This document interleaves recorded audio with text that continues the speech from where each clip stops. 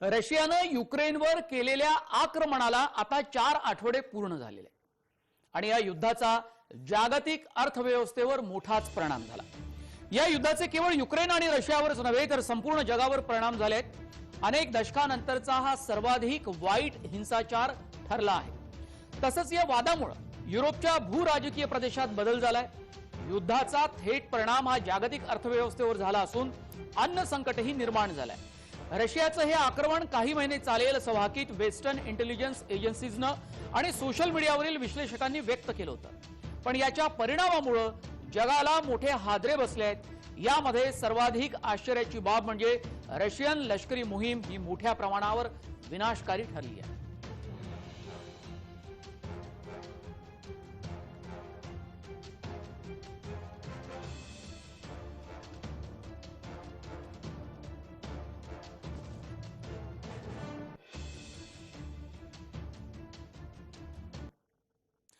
गेले महिनाभर हे सुरू असलेल्या युद्धातली 10 महत्त्वाची दृश्य आपण पाहूया।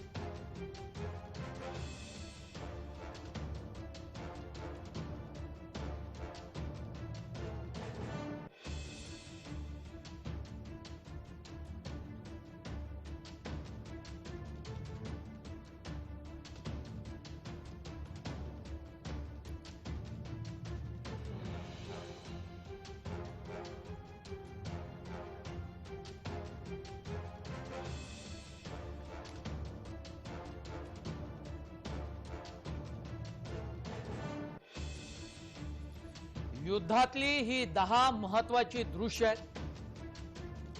या युद्धातल्या दृश्यावरून तिथली दाहकता आपल्या लक्षात येते। या युद्धामध्ये पोलंड हा पूर्णपणे होरपळून निघाला, मात्र युक्रेन हा पूर्णपणे होरपळून निघाला आणि युक्रेनच्या जनतेनं निकरानं हे युद्ध शेवटपर्यंत सुरू ठेवायचं ठरवलेलं। अर्थात हे युद्ध त्यांना अजिबात नकोय, हे युद्ध रशियानं त्यांच्यावर लादलंय असंच युक्रेनच्या नागरिकांचं आणि राष्ट्रप्रमुखांचं म्हणणं आहे। आणि हे युद्ध लगेच संपवावं यासाठी या महिनाभरामध्ये मोठे प्रयत्न केले गेले, मात्र हे प्रयत्न असफल ठरले। रशियानं सातत्यानं युक्रेनवर हल्ले सुरूच ठेवले आणि रशियानं क्षेपणास्त्र हल्ले थांबवावे अशा प्रकारची भूमिका अमेरिका, नाटो आणि इतर राष्ट्रांनी घेतली आहे।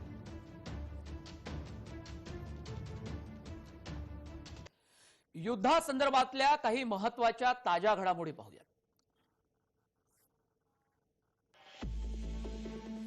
पोलंडनं 45 रशियन अधिकाऱ्यांची हकालपट्टी केली।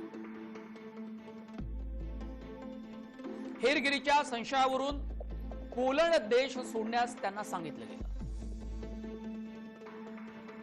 जर्मनचा पुतीन यांना सल्ला, जैविक आणि रासायनिक अस्त्रांचा वापर करू नका। पाकिस्तानचे युक्रेनला मदत करण्याचे आवाहन, मुस्लिम देशांना तसंच चीनला मदत करण्याचं पाकिस्ताननं आवाहन केलंय। अमेरिका आणि इतर राष्ट्रे रशियाला G20 गटातून बाहेर काढण्याची शक्यता बळावली आहे। अमेरिकेनं युक्रेनला रशियन बनावटींची शस्त्रास्त्रे पुरवली हा दावा केलाय वॉल स्ट्रीट जर्नल। कीवमध्ये हवाई हल्ल्यात एक औद्योगिक इमारत उद्ध्वस्त झाली आहे।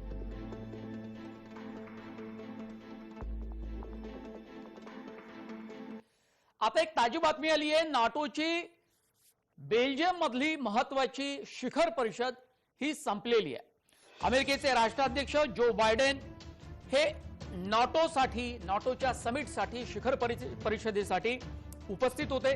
बेल्जियमची राजधानी ब्रुसेल्स येथे ही बैठक होत आहे।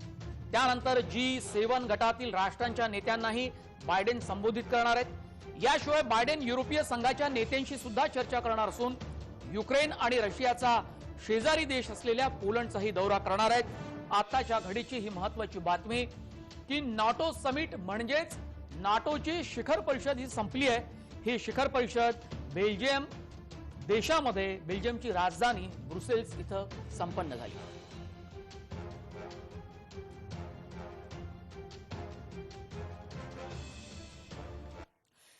युक्रेन आणि रशियाचं युद्ध वेगळ्या वळणावर पोहोचलाय। 1 महिना या युद्धाला पूर्ण झाला। नाटोनं रशियाला युक्रेनमध्ये रासायनिक शस्त्र वापरण्याविरुद्ध चेतावणी दिली आहे। जर क्षेपणास्त्र हल्ले झाले तर सायबर सुरक्षा आणि अत्याधुनिक उपकरणांना मोठी हानी पोहोचू शकते असं नाटोनं म्हटलंय। नाटोनं आता रशियाविरुद्ध कडक भूमिका घेतल्याचं दिसतंय। महिन्याभरापासून सुरू असलेल्या या युद्धामुळे अमेरिकेचे राष्ट्राध्यक्ष जो बायडेन यांच्यासाठी हे आतापर्यंतचं सर्वात मोठं परराष्ट्र धोरणापुढील आव्हान ठरलंय। अमेरिकेला चीनवर लक्ष केंद्रित करण्याची योजना होती, परंतु त्याऐवजी आपत्कालीन नाटो शिखर परिषदेला बायडेन यांना उपस्थित राहावं लागतंय। या युद्धासाठी पाश्चात्य शस्त्र ज्यापैकी बरीचशी वॉशिंग्टननं पुरवली आहे, ही शस्त्र युक्रेनला रशिया विरोधात मदत करण्यात महत्वाची भूमिका वठवत आहे। या युद्धाच्या निकालावर भाष्य करताना बहुतेक तज्ञ म्हणतात की दोन्ही बाजूंना विजय मिळणं कठीण आणि महागडं असलं। उलट हा संघर्ष आता आणखी हिंसक आणि आक्रमकता वाढवणारा आहे।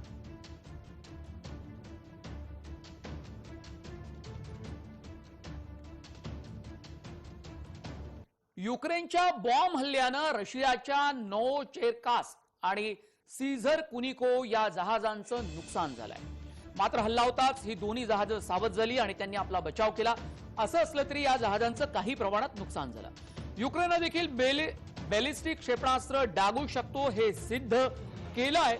युक्रेनचे तोचका यू हे बॅलिस्टिक क्षेपणास्त्र या हल्ल्यामध्ये वापरलं गेलंय। यात मनुष्यहानी झालेली नाही, मात्र काही प्रमाणात रशियाच्या जहाजांचं नुकसान झालेलं आहे।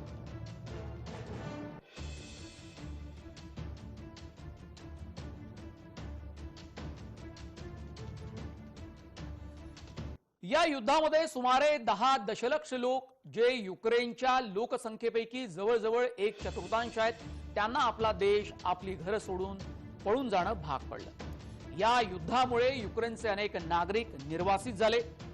संयुक्त राष्ट्रांच्या आकडेवारीनुसार पोलंड आणि मोल्दोवा सारख्या शेजारच्या देशांमध्ये निर्वासित म्हणून युक्रेनचे लोक आता जगतायत। युद्धात हजारो रशियन सैनिकांचा मृत्यू झाल्याची माहिती नाटोनं दिली। रशियानं आपल्या नुकसानीची अद्ययावत आकडेवारी जाहीर केलेली नाही, परंतु नाटोच्या एका अधिकाऱ्यानं एनबीसी न्यूजला दिलेल्या माहितीनुसार या संघटनेचा अंदाज आहे की गेल्या 4 आठवड्यात युद्धात 7,000 ते 15,000 रशियन सैनिकांचा मृत्यू झाला आणि हजारो रशियाचे सैनिक हे जखमी झालेले किंवा ते युक्रेनच्या सैन्याच्या तावडीत सापडलेले।